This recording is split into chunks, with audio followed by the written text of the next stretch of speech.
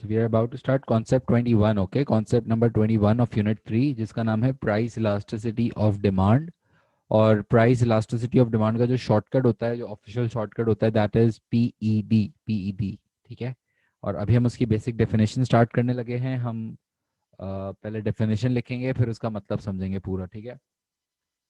This measures the responsiveness of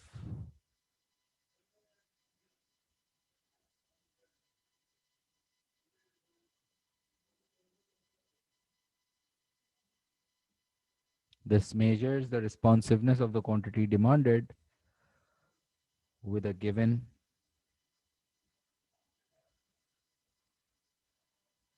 change in price.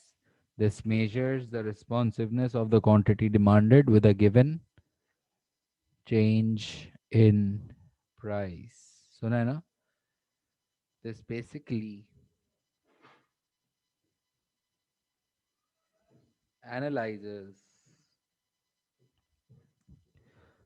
this basically analyzes that how much this basically analyzes that how much the demand would change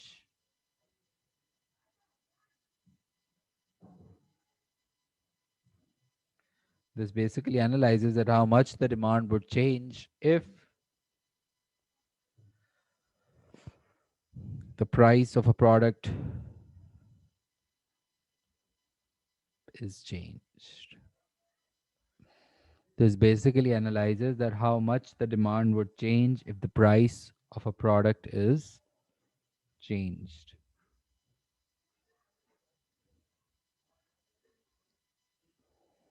Formula क्या होता है? Percentage change in quantity demanded upon percentage change in price. Good. Percentage change in quantity demanded upon percentage change in price. ये हमने basic basic बिल्कुल basic definition लिखी है अभी। अभी तो इसका पूरा लॉजिक्स पे जाएंगे। यहाँ तक कॉपी कर लो, फिर मुझे बताओ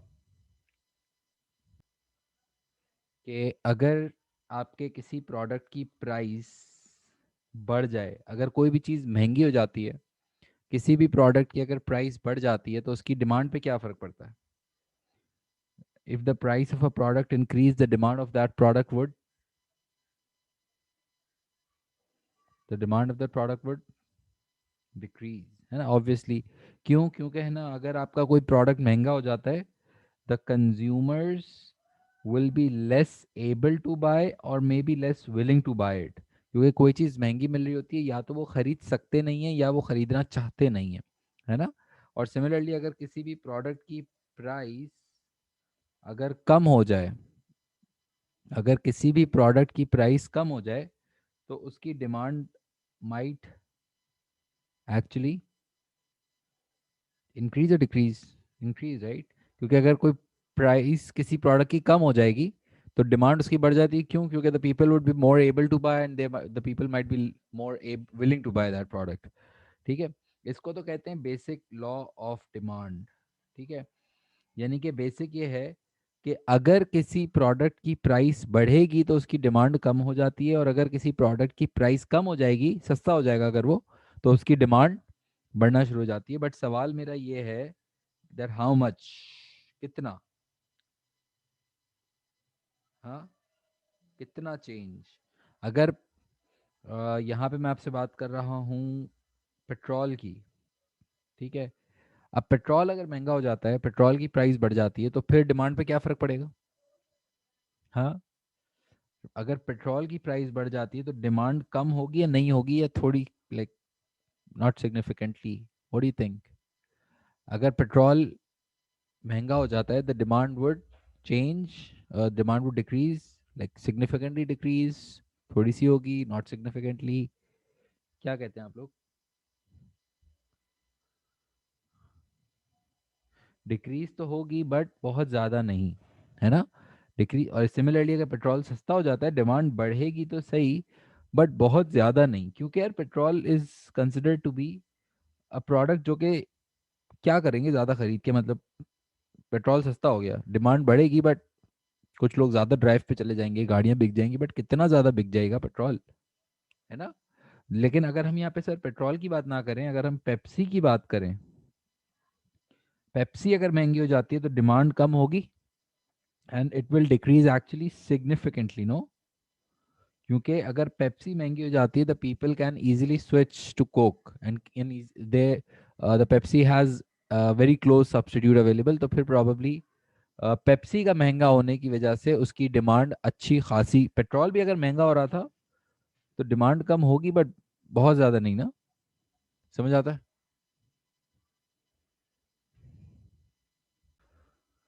अच्छा।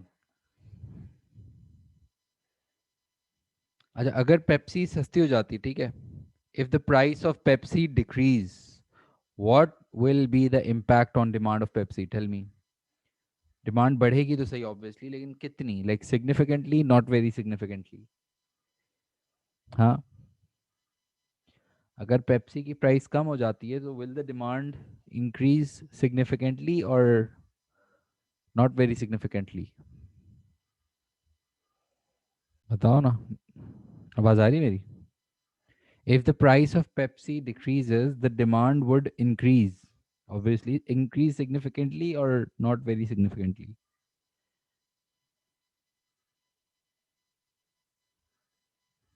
हम्म,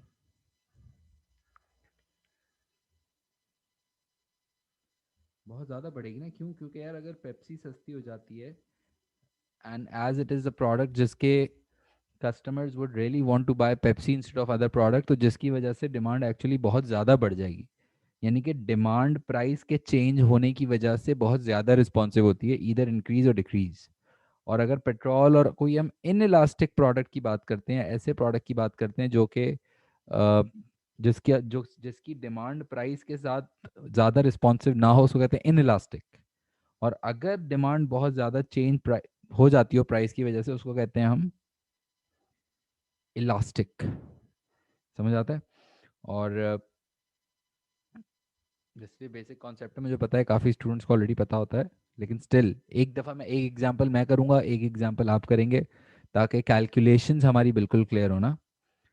अ, इसका बेसिक फॉर्मूला क्या होता है, percentage change in quantity demanded upon percentage change in price ना। और मुझे बताओ परसेंटेज चेंज का फॉर्मूला पता है, percentage change, new value minus old value divided by old value multiplied by 100. This is the formula for calculating the percentage change, है ना।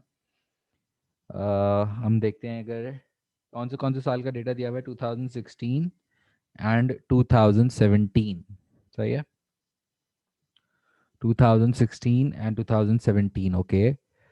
2016 से अगर मैं कंपेयर करता हूँ, प्राइस $100 से हो गई है $110, from $100 the price has been increased to $110।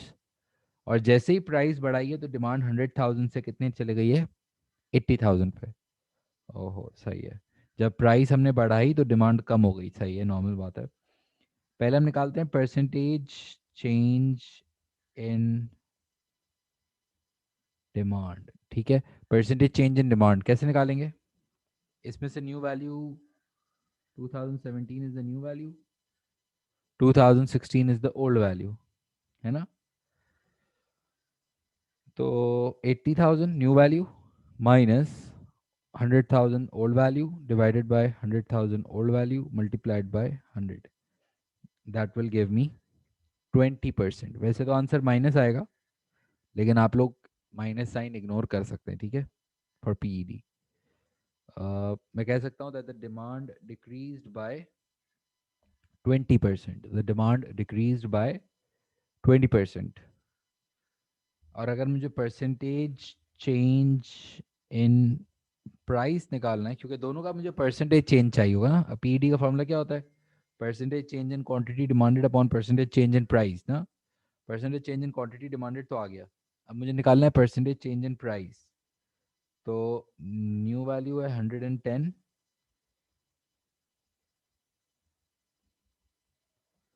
Minus 100 upon 100 multiplied by 100, यानी कि new value minus old value divide by old value multiplied by 100। तो मेरे पास आएगा डिमांड प्राइस का इंक्रीज हो गया कितने से, 10% से, है ना। मैं कह सकता हूँ the prices were increased by 10%। ठीक है। अच्छा, सिर्फ ये नंबर्स देख के आप लोगों को क्या लग रहा है, ये जो नंबर्स हैं 20% एंड 10%, ये नंबर्स देख के क्या लग रहा है कि ये वाला जो प्रोडक्ट है जो भी एग्जांपल वन में, इज इट इलास्टिक और in elastic, is it elastic और इन इलास्टिक, प्राइस इलास्टिक और प्राइस इन इलास्टिक? एक सेकेंड।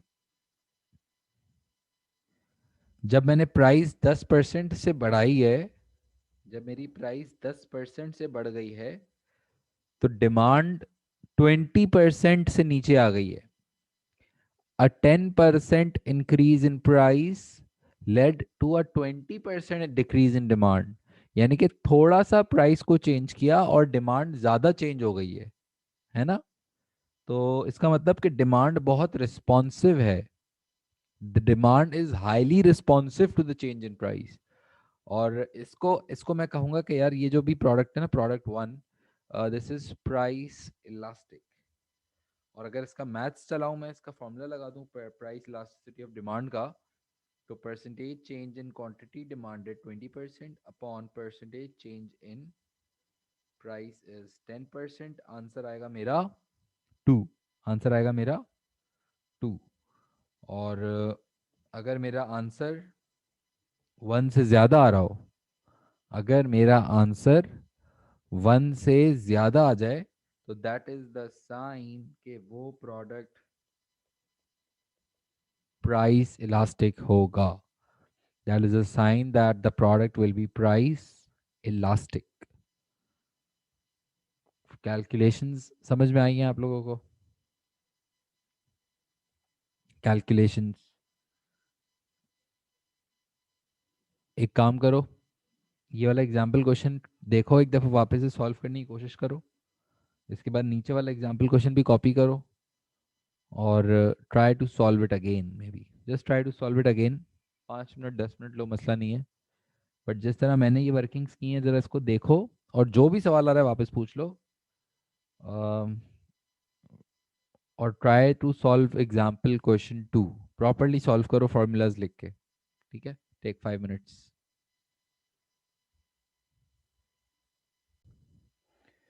अगर मुझे परसेंटेज चेंज इन डिमांड निकालना है, तो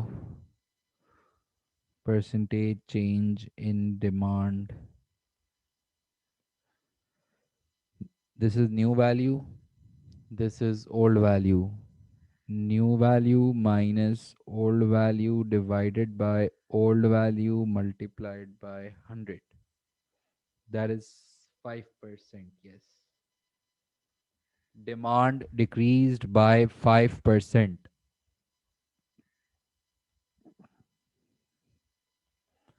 अगर मुझे परसेंटेज चेंज इन प्राइस निकालना है, तो new value minus old value divided by old value multiplied by 100, that gives me 10%। 10%। Price increased by, price increased by 10%, demand decreased bye 5%, बढ़ गई ना। 100 से 110 हो गई है और डिमांड 100 से 95 हो गई है। जब मैंने 10% प्राइस को बढ़ाया, जब मैंने प्राइस को 10% इंक्रीज किया है, तो डिमांड मेरी 5% नीचे आ रही है। A significant change in price has led to a small change in demand.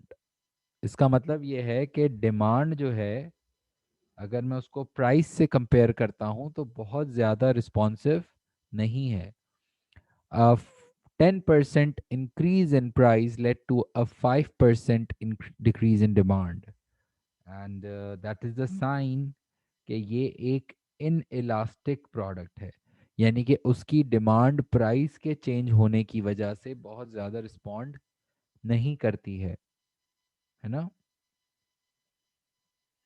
और अगर मुझे इसका प्राइस इलास्टिसिटी ऑफ डिमांड निकालना है तो percentage change in quantity demanded upon percentage change in price, मेरा आंसर आएगा कितना, 0.5। And if my answer is between 0 till 1, अगर मेरा आंसर 0 और 1 के बीच में आ जाए, जैसे 0.1, 0.2, 0.3, 0 और 1 के अगर बीच में आ जाए, तो that is the sign of an inelastic product, that is the sign of an inelastic product। अगर आंसर 1 से ज़्यादा आ जाता तो इलास्टिक, अगर आंसर 0 और 1 के बीच में आ जाता है तो inelastic।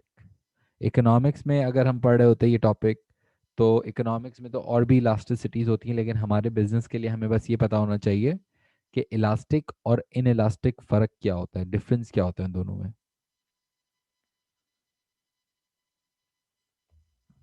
कॉपी करके मुझे बताओ या पूछ लो सवाल, if any, if there is any query please ask.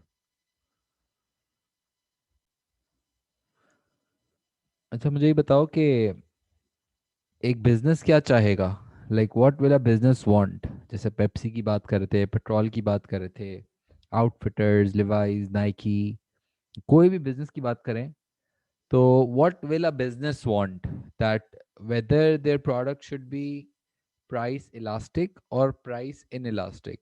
एक बिजनेस क्या चाहेगा कि उनका प्रोडक्ट इलास्टिक हो या प्राइस इन इलास्टिक हो।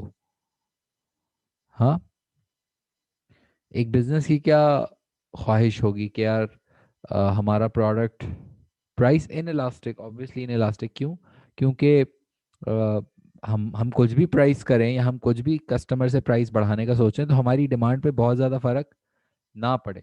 हम यही चाहेंगे कि कस्टमर, हम कुछ भी प्राइस रखें तो कस्टमर बोले ठीक है मसला नहीं है, या में भी वो बहुत ज़्यादा कस्टमर मसला ना करें। और सारी जो मार्केटिंग है ना, वो इसी के ऊपर बेस्ड है कि आप किस तरह से आप कस्टमर को प्राइस के लिए इतना कन्विंस कर देते हो कि वो कुछ भी प्राइस पे करता है, एप्पल, नाइकी, इन तरह से। सही है। और यस, जितना कंपटीशन होगा, जितने ज़्यादा ऑल्टरनेटिव्स, जितने ज़्यादा सब्स्टिट्यूट्स आपके अवेलेबल होंगे, तो जाहिर सी बात है फिर जब कस्टमर के पास चॉइस होगी और आप प्राइस बढ़ाओगे तो फिर तो हमारी डिमांड थोड़ी सी इलास्टिक हो जाती है ना। लेकिन खैर हम कोशिश ये करें कि चाहे जितना भी कंपटीशन हो, एप्पल देखता है कि यार मार्केट में जितना भी कंपटीशन हो जाए, उनको वो कुछ भी प्राइस रखते हैं, कस्टमर खरीदते हैं, तो वो that is completely inelastic scene जो उनके। ठीक है। और अगर हमारा प्रोडक्ट प्राइस इन इलास्टिक होगा, अगर हमारा प्रोडक्ट प्राइस इन इलास्टिक होगा, तो मैं उसको ये बोलूँगा कि आप अपनी अगर थोड़ी बहुत प्राइस बढ़ा भी देते हो ना, तो गुड डिसीजन होगा, है ना। अगर आपका प्रोडक्ट इन इलास्टिक है और आप प्राइस बढ़ा भी देते हो तो कस्टमर कहीं इतना नहीं जाएंगे, and the customers will still want to buy your product. ठीक है, तो इससे अच्छा डिसीजन ये होगा कि आप अपने प्राइसेस बढ़ाने का सोच लो। लेकिन अगर हमारा प्रोडक्ट प्राइस इलास्टिक होगा, अगर हमारा प्रोडक्ट प्राइस इलास्टिक होगा, पेप्सी, किटकैट, इनकी तरह, तो मैं उनको सजेस्ट करूंगा कि आप अपने प्रोडक्ट की प्राइसेस थोड़ी बहुत कम करने का अगर सोच सकते हो तो सोच लेना। बढ़ाने का तो सोचना ही नहीं इलास्टिक वालों, बढ़ाओगे तो कस्टमर फौरन भाग जाएंगे। थोड़ा बहुत अगर प्राइस आप कम कर दोगे ना, तो फिर that will be a good decision, क्योंकि ना a little change in price, a little decrease in price may lead to a significant increase in demand, और आपके लिए प्राइस कम कर देना अच्छा डिसीजन होगा। सही है। तो आप ये बिजनेस में इलास्टिसिटी पढ़ते ही इसलिए ताकि आप प्राइसिंग डिसीजंस ले सकें, ताकि आप ये डिसीजंस ले सकें कि क्या हमें प्राइस बढ़ानी चाहिए या कम करनी चाहिए, क्या प्राइस रखनी चाहिए। हम प्राइसिंग करने से पहले या प्राइस बढ़ाने से पहले या प्राइस कम करने के पहले या प्राइस चेंज करने के कुछ भी, हम कोशिश कर लें कि हम अपनी PED, price elasticity of demand को चेक कर लें, ताकि हमें ये आइडिया हो जाए कि क्या हमें प्राइस बढ़ानी चाहिए, नहीं बढ़ानी चाहिए, डिमांड कितना रिस्पॉन्स देगी हमें, या डिमांड में क्या चेंज आएगा। तो उससे पहले, उन सारे डिसीजन से पहले, ये बहुत इंपॉर्टेंट बात है कि आप अपनी प्राइस इलास्टिसिटी ऑफ डिमांड को चेक कर लें, कैलकुलेट करके देख लें। समझ आए? That is known as price elasticity of demand.